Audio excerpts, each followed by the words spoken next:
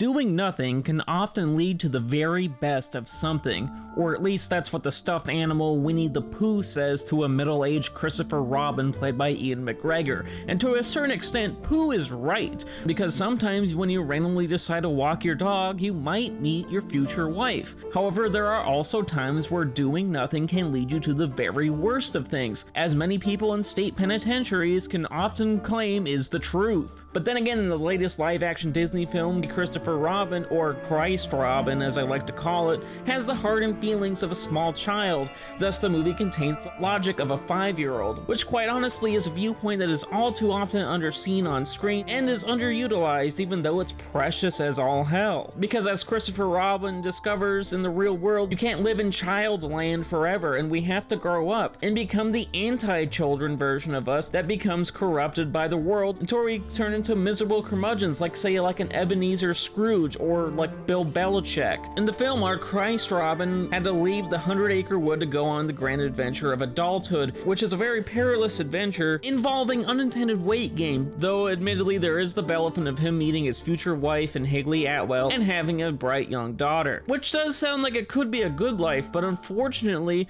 there is this snag in that Christopher Robin is a workaholic who only thinks about one thing: his office. Enter Pooh, no, not that Pooh, who stumbles out of a tree in London and has lost the 100-acre wood and needs help to get back so he can find his friends and help Christopher Robin become less of a shithead. Because this movie is aiming to win your heart, and unfortunately, Christopher Robin is a mixed bag. On the one hand, from a structural and editing standpoint, and sometimes from a script standpoint, the film is not very well put together. But on the other hand, I can't entirely say it's a bad movie because it also has a lot of heart at times, and there are moments where that heart overcomes many of the film's pacing flaws. Like, there's so much to enjoy in the movie where Christopher Robin rediscovers his inner childhood at various moments and goes back to the 100-acre wood, which is just lovely. The characterizations of the stuffed animals are charming, albeit can be disconcerting at times because, you know, Uncanny Valley, but still managed to be heartfelt, especially because Pooh and friends are portrayed as real and not just a figment of his imagination, which was what I was kind of afraid of when going in. But sadly, those wonderful nuggets of love are wedged between a lot of filler that really could have been condensed. For starters, the first act is slow, and by that I mean slow. The opening 45 minutes has several introductions, the first being child Christopher Robin with a dinner that looks as chaotic as if the occupants of the Last Supper were replaced with the Borgias, and then that transitions into a long opening credit sequence that shows us how Christopher Robin grew up to be a miserable workaholic, until finally in a third introduction we see him be a miserable workaholic who is so dull he reads a history book to his daughter as a bedtime story. It's a damn scene as dry as an online user agreement for that new credit card you shouldn't have got. And the problem only gets worse as the film goes on. The bloat becomes readily apparent in the second act where Robin and Pooh look for the 100-acre wood and have to return to his childhood home.